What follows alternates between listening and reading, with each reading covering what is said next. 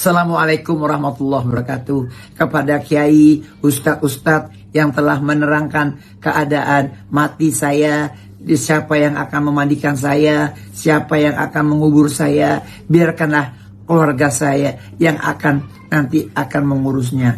Mau kain kafannya 7 lapis, mau 7 lapis, mau 8 lapis, saya serahkan kepada yang ngurus. Yang mengurus laki-laki boleh, perempuan boleh, laki-laki, perempuan boleh. Jadi siapa saja boleh yang memandikan saya. Jadi kiai-kiai yang udah terkenal sekalipun jangan memberikan komentar yang kurang baik. Harusnya Anda seorang kiai memberikan suguhan dan juga himbauan kepada seseorang siapapun, karena saya juga manusia mempunyai tanggung jawab untuk hidup dan mati kelaknya. Assalamualaikum. Sudah tahu kan status Bunda Dorce itu seperti apa gitu kan, hukumnya apa sih kalau misalnya kan memang dia sekarang sudah menjelma menjadi seorang perempuan gitu kan, dan dia nanti akan meninggal pun dia meminta ingin seperti perempuan. Yang pertama, saya mendoakan Bunda Dorce mudah-mudahan lekas sembuh, kondisinya membaik dan bisa kembali beraktivitas.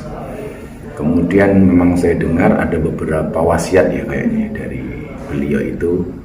Salah satu yang saya dengar itu nggak usah ada upacara doa tahlil 40 hari kalau nggak salah. Terus kemudian yang kedua soal dia minta untuk dimakamkan secara perempuan. Jadi begini, kita lihat dulu status transgender dalam Islam. Jadi ini memang sangat kontroversi ya, sangat kontroversi. Artinya kontroversi itu memang persoalan transgender ini menjadi diskusi yang tidak pernah ada endingnya, terus ada diskusi itu. Jadi yang pertama, dalam surat Al-Hujurat itu Allah menciptakan jenis kelamin itu cuma ada 2. Jadi dari jenis laki-laki dan perempuan, min dzakarin wa unsa. Kemudian dalam fikih itu ada jenis kelamin ketiga, namanya khunsa. Khunsa itu adalah orang yang dalam tanda kutip berjenis kelamin 2, cewek atau cowok. Dua-duanya ini ada. Nah, persoalannya adalah dia mau dijadikan cewek atau cowok itu dengan analisa medis. Contoh yang kemarin terbaru itu tentang anggota TNI siapa itu, Andri Manganan. Manganan. Itu kan yang tadinya dikira cewek, tapi ternyata setelah dianalisa medis melalui Pak Kasat waktu itu, Bang Andika, ternyata ini cowok gitu. Maka kemudian yang cewek ditutup, yang cowok dipertahankan. Artinya demikian juga sebaliknya. Kalau ada orang yang punya kecenderungan seperti itu, maka dianalisa medis. Kalau memang dia kecenderungannya cewek, maka alat kelaminnya cowok dihilangkan. Itu dengan rekomendasi medis. Nah, yang saya dengar tentang Bunda Dorce ini, kalau beliau dulu, yang saya dengar ya, sepengetahuan yang saya tahu, beliau kan terlahir sebagai laki-laki. Kemudian operasi transgender menjadi seorang perempuan. Nah, bagaimana kalau kondisi seperti ini? Kalau kondisi seperti ini, secara fikih dia tetap laki-laki. Secara fikih dia tetap laki-laki. Artinya pengebumiannya yang sepanjang yang saya tahu, pemakamannya, yaitu tentunya kembali ke kodrat asal dulu dia dilahirkan. Artinya kalau beliau dulu dilahirkan dalam keadaan laki-laki, ya kalau bahasa pesantrennya itu yang bagi sebaiknya, sayuksianya itu juga dimakamkan dalam keadaan laki-laki.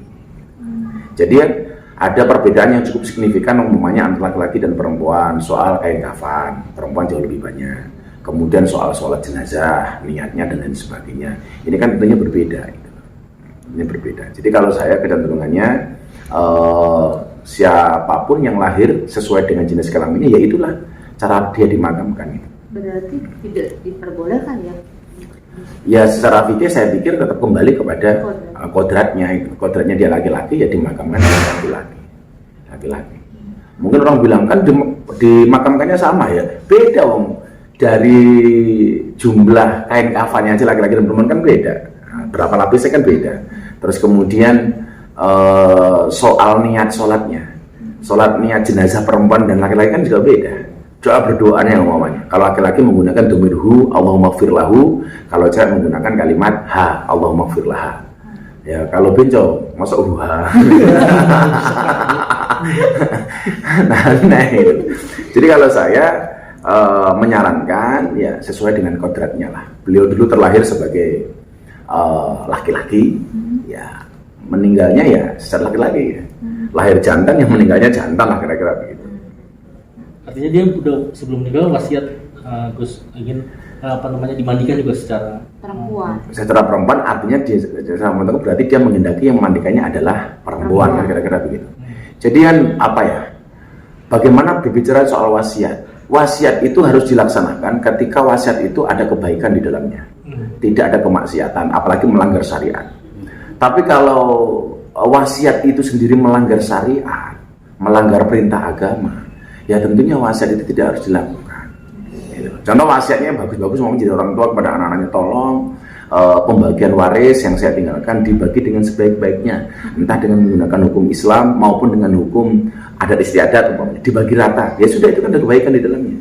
Tapi kalau kemudian ada unsur yang melanggar syariat, bahkan pertentangan, ya jangan dilaksanakan.